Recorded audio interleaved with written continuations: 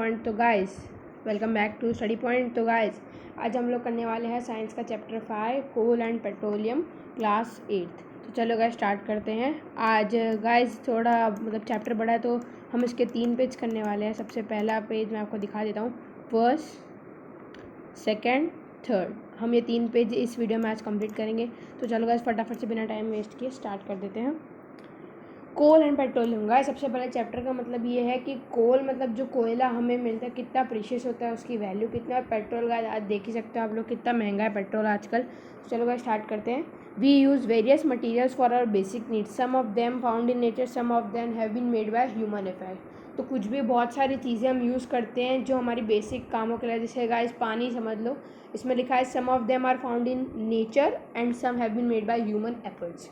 तो guys nature से हमें पानी मिलता है, पानी गाइस नेचर है, और ह्यूमन एफर्ट से जैसे गाइस कुछ फैक्ट्री जैसी कुछ चीज़ें हैं, जैसे यहाँ गाइस आप लोग एक्टिविटी भी कर सकते हैं। 5.1 आपको यहाँ पर एक लिस्ट बनानी है, नेचुरल चीज़ें कौन सी है और मैन मेड चीज़ें कौन सी है। तो गाइस आप ये वाली और ये वाली एक्टिविटी कर सकते हैं। तो चलो गाइस नेक्स्ट टॉपिक की ओर चलते हैं। ओके गाइस नेक्स्ट टॉपिक की ओर चलते हैं। Does this list include air, water, soil and minerals, since all these are obtained from nature and these are called natural resources? तो guys ये एक important point है। सो air water and soil, gas का थोड़ा size छोटा कर देते हैं। ओके इतना गाइस ठीक है। तो चलो गाइस इसका कलर अपन ब्लैक रख लेते हैं। ओके तो गाइस इसमें पूछा है, एक मिनट में इसको इरेज कर देता हूँ फटाफट से। ओके तो चलो गाइस इसमें पूछा है एयर वाटर और सॉइल, ये सब जो होता है ये भी हमें नेचर से मिलते हैं। तो क्या ये भी तो इन्हें नेचर से बोल सकते हैं। आपको ये 1 मार्क में क्वेश्चन में पूछा जा सकता है ये कि नेचुरल रिसोर्सेज कौन से होते हैं। ठीक है चलो गाइस नेक्स्ट वाले पे चलते हैं, यहाँ से पढ़ते हैं। Can air water and soil be exhausted by human activities. मतलब कैन वी, इस एग्जॉस्टेड का मतलब ये हो गया कि मतलब यहाँ पर लिखा है meaning exhaustible natural resources. You have already studied about water in class 7। Is water a limitless resource. तो गाइस इसका आंसर भी हमें पता चलेगा। In the light of the availability of various resources in nature, natural resources can be broadly classified to 2 kinds. तो guys ये भी एक क्वेश्चन बन सकता है। जो नेचुरल रिसोर्सेज होते हैं ओ तेरी तो ओके अरे ओके गाइस इसका लगता है कलर वाइट हो गया, अपने को ब्लैक रखना है। इसको गाइस हम लोग मिटा देते हैं, वापस ला देते हैं फॉन्ट को, पता नहीं कहाँ से हो गया।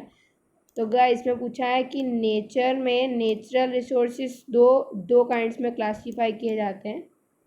ओके गाइस चलो इसको अपन नेक्स्ट करके देखते हैं आगे। Inexhaustible natural resources. These resources are present in unlimited quantity in nature and are not likely to be exhausted by human activities. Inexhaustible natural resources वो होते हैं जो मतलब अनलिमिटेडली प्रेजेंट होते हैं नेचर में, और वो मतलब ख़त्म नहीं हो सकते कभी भी ह्यूमन एक्टिविटी से। जैसे कि सनलाइट हम कुछ भी कर रहे हैं ह्यूमंस तो ख़त्म नहीं हो सकती। अरे बाप रे इसका वाइट का हो जाता है, अरे बाबा इसको मैं यही रखता हूँ। ओके गाइस तो यहाँ पर लिखा है सनलाइट हम कितना भी यूज़ कर ले ह्यूमन एक्टिविटी से ख़त्म नहीं हो सकती, ना ही एयर ख़त्म हो सकती है। चलो गाइस नेक्स्ट पढ़ते हैं। Exhaustible natural resources. ठीक है गाइस तो ये भी आपको 2 मार्क्स में पूछा जा सकता है क्वेश्चन। तो एक बार गाइस मैं आपको ऐसे ये लाइन वाला खोल देता हूँ। ठीक है आपको ये क्वेश्चन 2 मार्क्स में पूछा जा सकता है, और ये आपको बहुत मतलब वो है क्वेश्चन नेचुरल रिसोर्सेज वाला। ऐसे पेन बहुत परेशान करे, अगर आपको मार्किंग नहीं करना चलेगा ना गाइस, मैं इसको बंद कर देता हूँ। वाई रील हो जाएगा सब।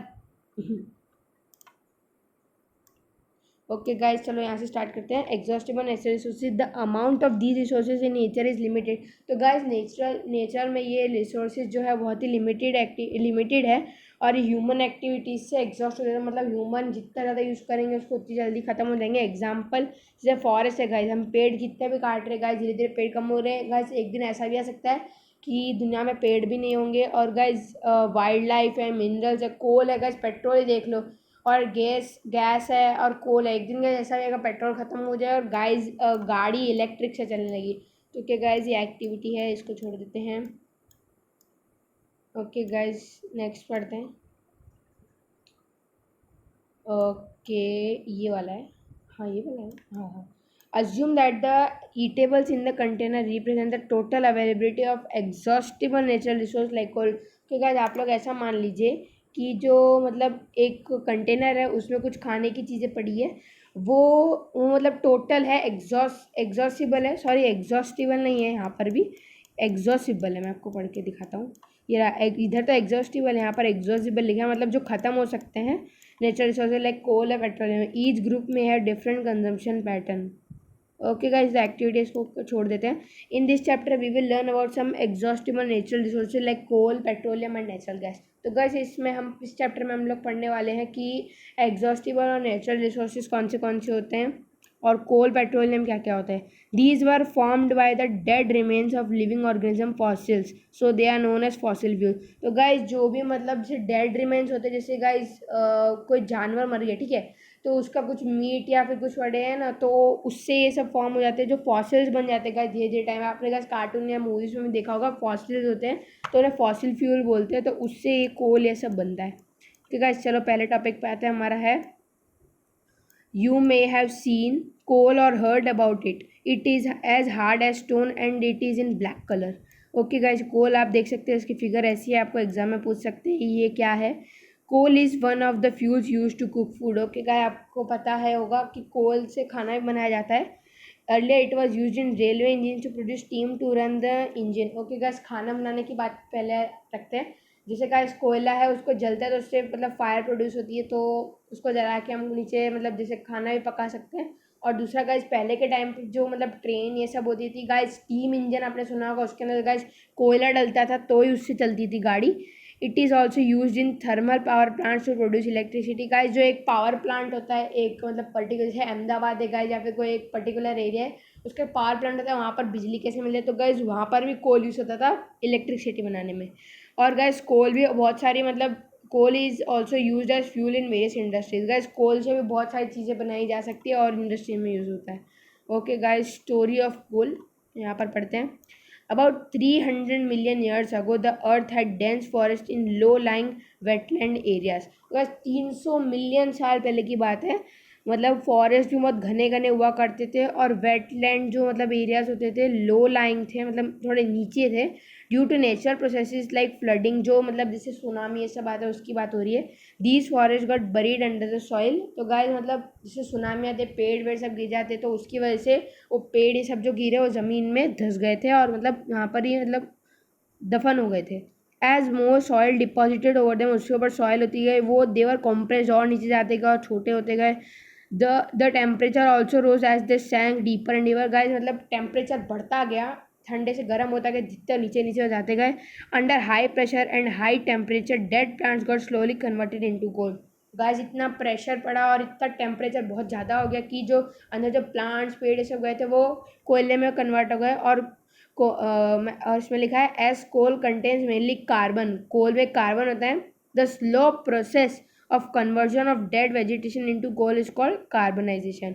और गाइस जैसे ही कोल को भी बहुत टाइम लगता है नीचे से मतलब ऐसे बनने में, तो उससे जो मतलब जिन चीज़ों से डेड वेजिटेशन से जो कोल बनता है नीचे, उस प्रोसेस को हम बोलते हैं carbonization. Since it was formed from the remains of vegetation, coal is also called a fossil fuel। तो आपको ऐसा पूछ सकते हैं नेम वन फॉसिल फ्यूल, तो आप उसमें भी कोल का एग्जांपल लिख सकते हैं। यहाँ पर एक कोल मैन बताइए 5.2 फिगर में। यहाँ ये इसको बोलते हैं कोयले की खान बोलते हैं गाइस।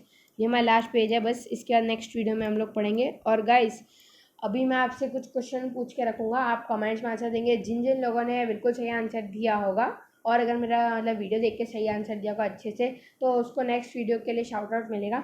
चलो गाइस नेक्स्ट में स्टार्ट करते हैं। When heated in air, coal burns and produce mainly carbon dioxide gas.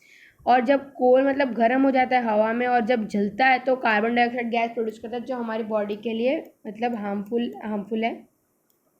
और गाइस नेक्स्ट पढ़ते हैं।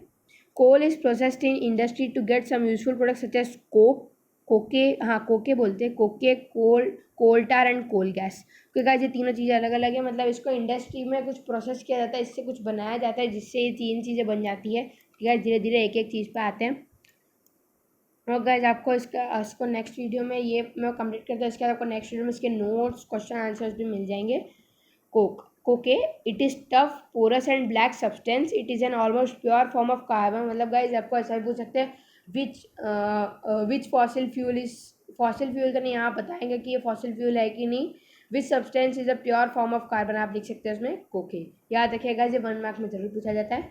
कोके is used in the manufacture of steel and in the extraction of many metals.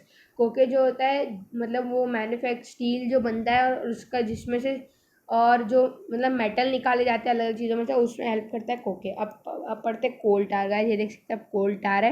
It is a black thick liquid with an unpleasant smell. इसकी smell अच्छी नहीं होती है। It is a mixture of about 200 substances. इसमें guys 200 substance होते हैं। Products obtain from the coal tar are used as starting material for manufacturing various substances. मतलब जो इससे कोल टार से मटेरियल मिलते हैं वो स्टार्टिंग मटेरियल्स में यूज़ होते हैं, और मतलब इससे जो स्टार्टिंग मटेरियल यूज़ होते हैं, और इससे बहुत सारी चीज़ें बनाई जाती है रोज़ एवरीडे लाइफ और इंडस्ट्री में भी। लाइक सिंथेटिक डाइज बनाया जाता है, जो आप गैस कलर देखते हो ना अपने कपड़ों पे, वो डाइज होते हैं। उसको ड्रग्स बनते हैं इससे, मतलब बम एक्सप्लोजिव्स बोलते हैं उसको। परफ्यूम बनते हैं, प्लास्टिक बनता है, पेंट बनता है, फोटोग्राफिक मटेरियल्स बनते हैं, रूफिंग मटेरियल जो छत पे लगा है, एक्सेट्रा। इतनी सारी चीज़ें गाइस इस कोल टार से, एक चीज़ से गाइस हम इतनी सारी चीज़ें बना सकते हैं। Interestingly, naphthalene balls used to repel moths and other insects are also obtained from coal tar. ओहो, तो गाइज आपने वो देखा होगा, आप कोई भी चीज़ मतलब जैसे ब्लैंकेट या कोई अगर कपड़े हैं, ठीक है, आप उसको कहीं पर रखते हो, उसके अंदर आप एक वाइट कलर के बड़े बड़े बॉल्स डालते होंगे, उसको नेप्थलीन बॉल्स बोलते हैं, वाइट कलर के होते हैं। ओके गाइज, उससे मतलब कपड़ों पे कीड़े या फिर कुछ आता नहीं है, चूहा ये सब नहीं आता, तो ये भी कोल टार से बनता है।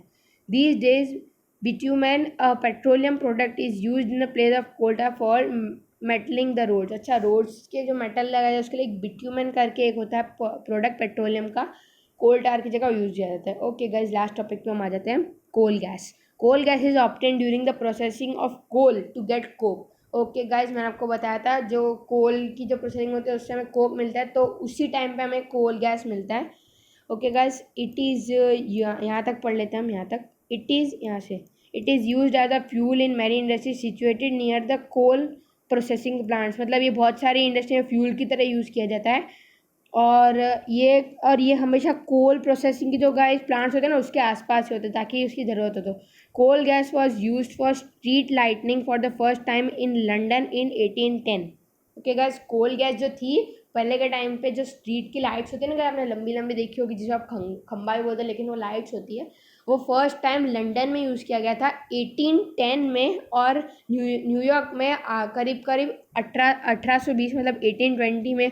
Now a days it is use as source of heat rather than light. Guys इसको अभी मतलब घरमाट के लिए जलाते हैं, उसमें लकड़ियाँ जलाते हैं, लेकिन गाइस कोल टार नहीं बोलते उसको, वो अलग होता है। लोग अभी उसको घरमाट पाने के लिए यूज़ करते हैं, ना ही लाइट के लिए। तो चलो गाइस, आज की इस वीडियो में इतना ही। स्टडी पॉइंट के लिए आपको अगर वीडियो अच्छी लगे तो फटाफट वीडियो को लाइक कर देना। इस वीडियो पर मैं एम करता हूँ 100 लाइक के लिए। नेक्स्ट गाइस बताइए, अगर आज के गाइस 3 क्वेश्चंस की बात कर लेते हैं।